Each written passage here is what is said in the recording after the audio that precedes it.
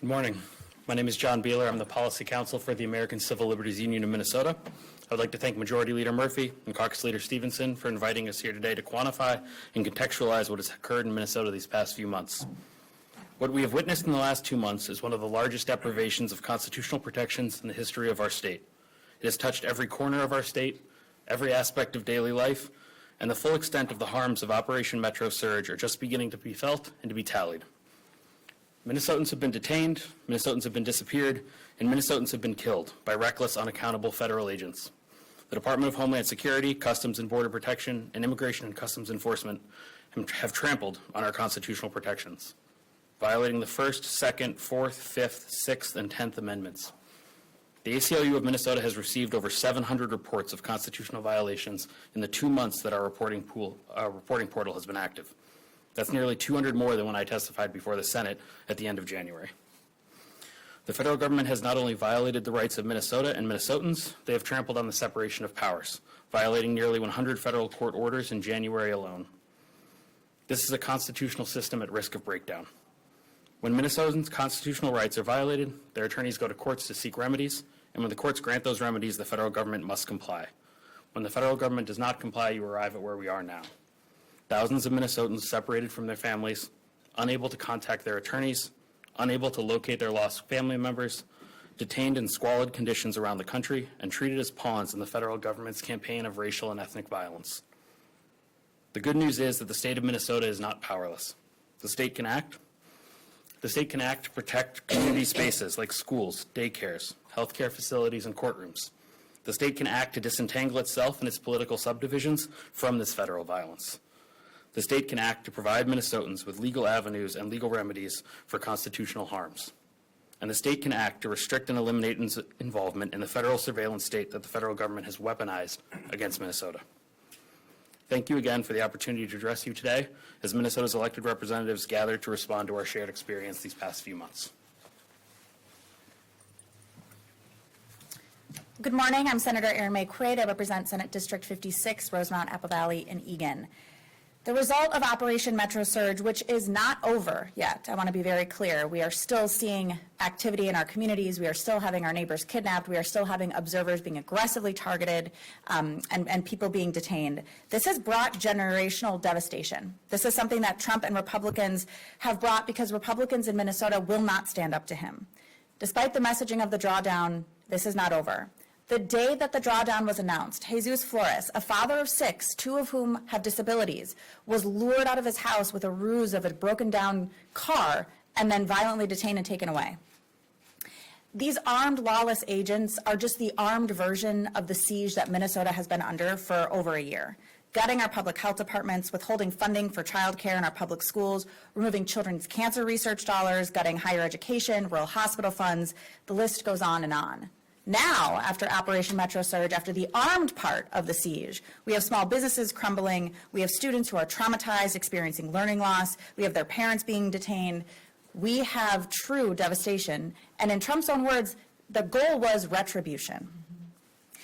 What Minnesota has experienced is an economic blockade. As our workers have been kidnapped, less people to work in restaurants and stores, build houses, our economy is close to coming to a standstill. But Minnesotans from Apple Valley to Alexandria have been showing up for one another, protecting our neighbors, providing needed relief to struggling families and businesses. The average Minnesota 10th grader, actually, has done more to stand up to this federal occupation than any state Republican lawmaker, and that is shameful. Right. So Minnesota Republicans, as we start this legislative session, have 2 options. They can continue to be silent in the face of this economic siege. They can continue to be silent while their own constituents, business owners, neighbors, teachers, doctors, children are taken and kidnapped, separated from their family. Or they can join the hundreds of thousands of Minnesotans across race, place, political and party affiliation who have stood up against this lawless federal government and demand accountability, demand that we get our neighbors back, and help rebuild once this is actually over. They have a lot of power to get this to stop, and I hope they use it.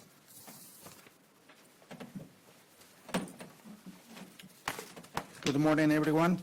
My name is Genaro J.D. Delgado, and as a small business owner actively involved in the restaurant industry in Minnesota, I have firsthand witnessed the severe impact of ICE action on restaurant properties. Many of my family members and friends own Mexican restaurants, and we have experienced firsthand the chaos that has ensued due to the fears instilled by ICE agents. Among our employees, one of our workers was severely burned when he was forcibly restrained against the fryer.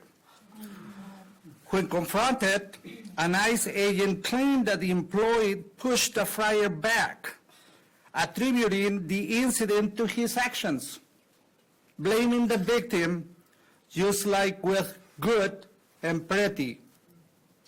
Unfortunately, none of these employees have chosen to testify against ICE due to their fears of retaliation. ICE has targeted Hispanic individuals, even those who could prove their legal documentation, and proceeded against them regardless. It's not about legal or undocumented. They are targeting all of us. These actions have resulted in many employees contacting us, claiming they are unable to come to work due to the fear that they won't make it home to their families. These actions by ICE have had a profound negative impact on our small businesses, leading to the closure of restaurants and the loss of significant investments. Many of us are unable to meet employee salaries, mortgages, rent, and supplier obligations. As a result, these actions have had a devastating financial impact in our businesses, resulting in the permanent closure of restaurants. If an elected official cares about their local economy, they should care about this. During my first encounter with ICE, I witnessed a 15-year-old American citizen student being restrained by ICE agent. The agent's knee was pressed against the student's head, treating him like a wild animal, solely because of his skin color, which resembles mine. The student sustained scratches and blood on his face and was left traumatized for the rest of his life. That student deserved justice. After confirming the student's American citizenship, he was subject to a kick on his rear and instructed to carry his passport. This incident forced me to carry my own passport, which fortunately proved beneficial when I was detained a few days later. At a gas station, an Immigration and Customs Enforcement ICE agent detained me. After verifying my citizenship, I remained there for 30 minutes, during which I experienced profound emotional distress. I felt violated and had my rights infringed upon solely due to my skin color and Mexican heritage. Something I never thought will happen in the United States of America. The feeling is indescribable. Aren't we supposed to be about freedom? My family and I, our friends, our neighbors, and other business owners have not felt free in a long time. I both live and own a business in a Republican represented district. I understand that there is a tight house right now, and the legislation that could help us could be held up because of politics as usual. This is not politics as usual. This has been an affront to humanity. If my representative, John Kosnick, cares about me, my local business, or my constitutional rights, I'm asking him to support these common sense proposals that protect us from reckless and lawless masked federal agents. It's hard to share these stories. But if these stories can help bring change, I want to share them. Thank you for hearing them today. And thank you for every elected official that is standing up for Minnesotans, even when it means calling out the federal government. Thank you. Hello and good morning.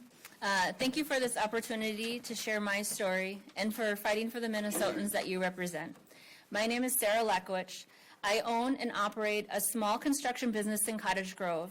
I am a third-generation contractor, and I am incredibly proud of my company, and my crew is like my family, and that is why I'm here today. Last week, I was in a meeting with over 40 other contractors, large and small. Normally, at this point of the year, we're talking about contracts, strategy, finances. This time, because of the actions of federal agents, the conversation was really different. We found ourselves asking a question no one of us expected to ask. How do we protect our workers from our own government? I gotta tell you, this was not on my bingo card as a business owner. Like my dad and my grandpa before me, my employees are my family. Since December, many of them have been afraid to leave their homes. They have experienced fear, uncertainty, constant stress as they watch people who look like them being harassed, profiled, and targeted. For my business, there was only one responsible choice. We had to stop our projects because we could not guarantee the safety of our workers. These are folks who have earned legal status. They've worked hard, they've contributed, they are essential to our company and to our community. Yet, what we are seeing sends a deeply troubling message that who you are and how you look can matter more than your rights. Minnesotans deserve to see their elected officials do everything possible to protect constitutional rights, our homes and our businesses and our neighbors. This should not be a political issue. It's about standing up for people who show up every day to help build, care for, and sustain our communities. Caring about Cottage Grove in Minnesota means standing up with small businesses that serve this community, the workers who make that possible. I sincerely hope Representative Johnson will show the leadership on these issues this session. Thank you.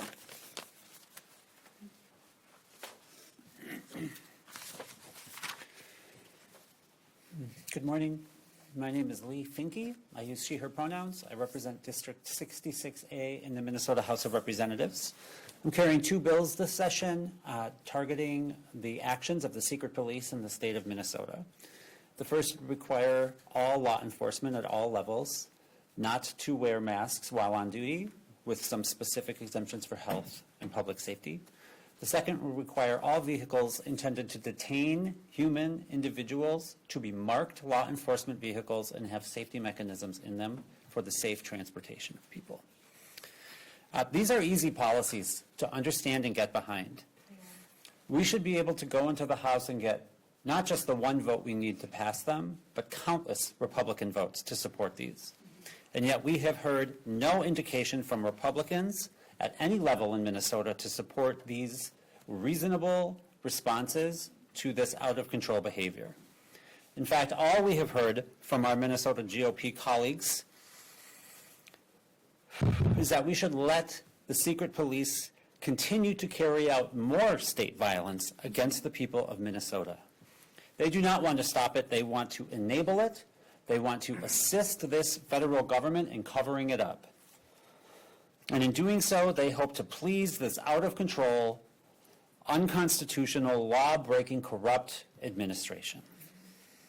Trump and his goons that he calls a cabinet want this violence. They want it. They want it on Minnesotans.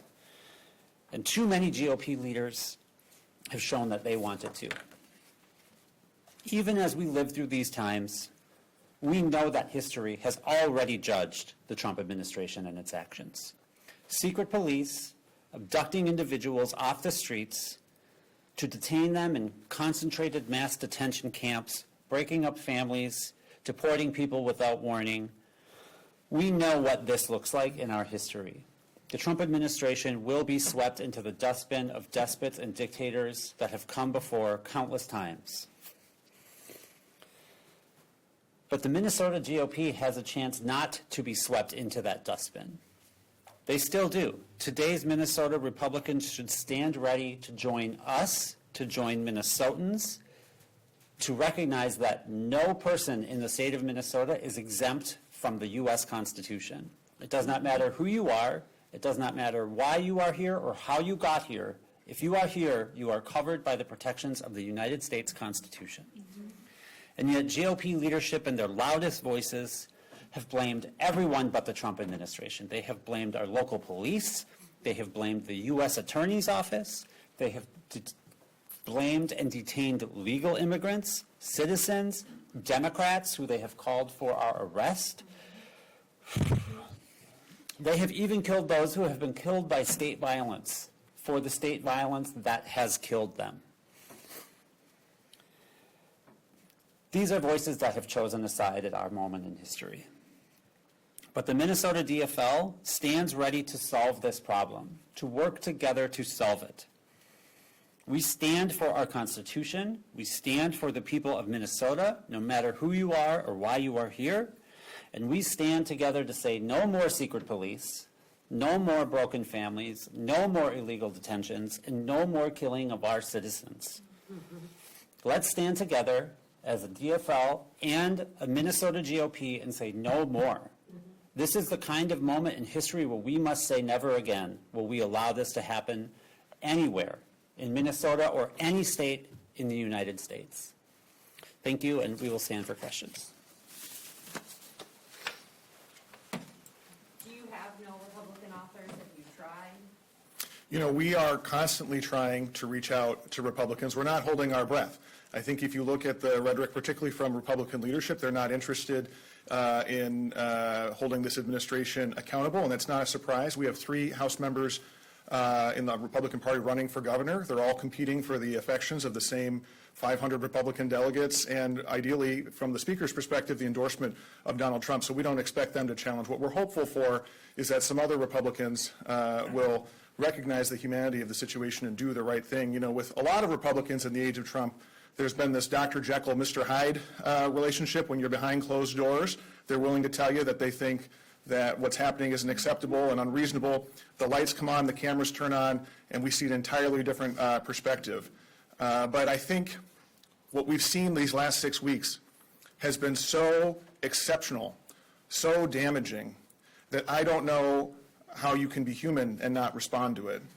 But even if it's not that, we also know it's an election year.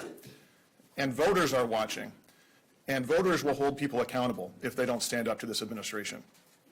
Swing districts, are you targeting, there's some 50-50 swing districts in an election year. Are behind closed doors some of those Republicans possible peel-offs for you? If they're acting in their own political self-interest, they certainly will be. But again, we're not holding our breath. We've seen time and time again Republicans choose to follow the administration rather than follow the values that Minnesotans have. But we're going to try everything we can, and we're certainly going to give every Republican every opportunity to demonstrate that their values are consistent with Minnesotans and not Donald Trump. I know this list that you passed out is kind of just an overview, but is there 1 or 2 things specifically out of all of these ICE operation-related bills that you are really going to be pushing for this session? I think that list contains a lot of ideas that are really important, and we're going to be pushing on multiple fronts here because the scale of the tragedy here requires that more comprehensive response. I think you heard Representative Finke talk about the need to make clear, this is America. We don't have a secret police. People shouldn't be wearing masks and throwing people in the back of cars. Chair Mueller has a bill to require the BCA to investigate shootings. That's critical too. We deserve accountability. No one is above the law, and Minnesotans deserve to have faith in the investigations. And you could go on and on. We have a lot of other bill authors here, so if you have questions about specific bills, we certainly can answer those as well. I'm not sure if you guys know this, but just before this started, the BCA came out and said that the FBI has now barred them from getting any of the investigative materials. That was just shortly before this started. Do you have a response to that? I'm shocked. I mean, look, in both instances of the killings of Renee Good and Alex Preddy, hardly an hour passed before we had leading figures in the administration, all the way up to the Vice President of the United States, call them domestic terrorists, spreading a narrative of events that is plainly contradicted by video evidence, what Minnesotans can see with their own eyes. It is not shocking to me at all that the federal government doesn't want an agency like the BCA, which has an incredible reputation for thoroughness of doing nonpartisan investigations. It is not shocking to me that they don't want an organization like that investigating them. But we're not going to stop fighting for it, and it will happen. There will be accountability for all of the lawlessness that's happened in Minnesota these last 6 weeks. We are a nation of laws, and no one, not even a federal agent, is above the law.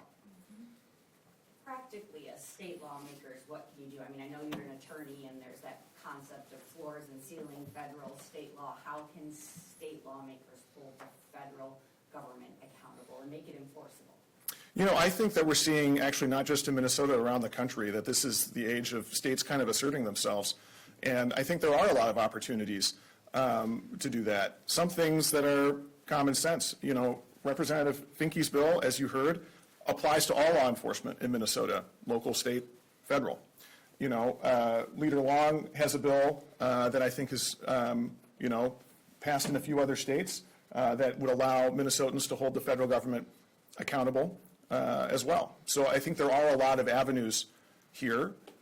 You know, we're realistic about the prospects legislatively. We know that whatever we do is going to be challenged in court, but some things are worth fighting for. And if we're not going to fight for this, what are we doing here? Is the court of public opinion the most effective in some ways, and the people on the street? Well, ultimately, the people are going to have the last word on this when we get to Election Day in November. But we've got to keep fighting all the way until there. I think you had a question, yeah. The word we keep hearing from GOP leadership is cooperation. Is there any appetite from anyone standing up there to work with the GOP and further some of their goals on this? Well, what a red herring. I mean, it's ridiculous. So first of all, you know, ICE has arrested 4,000 plus people in Minnesota. They've only identified about 200 with criminal records. So the vast majority of people who have been arrested in Minnesota have never had any interaction with local law enforcement, don't have a criminal record, were never in a jail that could have cooperated with ICE. It's a non-factor. And if you listen, if you believe Tom Homan, and maybe you do, maybe you don't, there is cooperation occurring. This isn't about actually solving the problem, the Republican push for cooperation. It's about shifting the focus and the blame from the Trump administration onto local law enforcement. And that's abominable. There's only one entity that's responsible for what happened in Minnesota these last 6 weeks. It's the Trump administration. It's not local law enforcement. And for Representative Finke, California tried a mask ban, Judge threw it out. Did you take anything from that in writing your own bill? Well, as I understand it, the judge threw it out because it did not include local law enforcement, right? So we, as the state legislators in Minnesota, can't perhaps ban masks on only federal agents. But according to that court, if we include local law enforcement, we would be able to do that. And, you know, we can pass these laws. I think it's important to remember that. We can pass these laws, and, you know, if we do get the GOP support to pass them, we have to find a way to enforce them in the state of Minnesota, or they're not going to do us any good. Right? We need the GOP to help our law enforcement cooperate with the laws of the United States and the state of Minnesota. That is the cooperation we should be talking about, not cooperating with secret police to detain and arrest and kidnap and deport people, but to cooperate in the enforcement of the law of the United States, the Constitution. Any other cooperation, yeah, I'll stop there. Do you have local law enforcement support on the bill? I'm working on it. Yeah. Okay. Thank you.